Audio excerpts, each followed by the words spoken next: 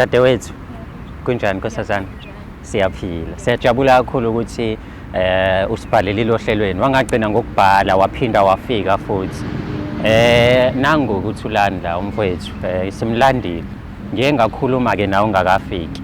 Kodwa manje ukuphika ukuya nokubuya uyasho ukuthi uyakwazi impela kodwa okuningi usefuna ukuzwa nje ukuthi umbizeleni because angithi la sihlanganisa abantu abathandanayo noma bake bathandana noma bafuna ukuthandana but uthi yena nje ukwazi njengosisi wasendaweni not ukuthi khona i-relationship ephakesweni usho njalo impela usisi wasendaweni usisi wasendaweni sukela nenthola mana-ke uzuvele nje ungiletha la sengiqele nini mina ukuba upresident sengumalema manje mina senguRamaphosa hamba namakhamera-ke manje anani amakhamera amakhamera unenkinga nekhamera nginenkinga ngoba njengamanje ungilethe endaweni yey'thandani noma yini mhlawumbe une-crush ufuna ungishela ngikushela usube njani uyashela nomuntu omnyeni wakho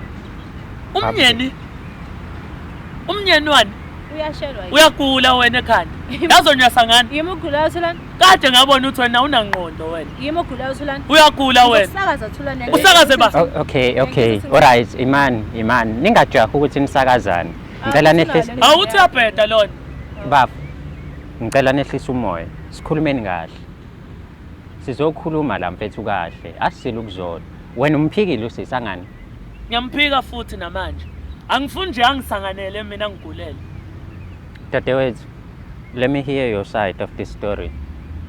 Ithini into yakho noThulani? Futhi njengoba bengichazile ukuthi ngizocela ukuthi ungilekelele ngiyangibona ubalekelela abantu enkingeni zabo zothando. uThulani umyeni wami. Mnyeni?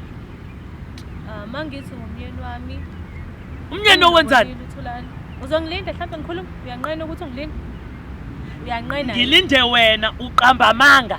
Bafo mina ngithi ngikulalelile waqeda ukukhuluma. Ngicela simnikeze ithuba naye aqede ukukhuluma. Then you can argue ngemva kwaloko whatever you want. But njenga manje ngicela sinike uDadewethu ithuba.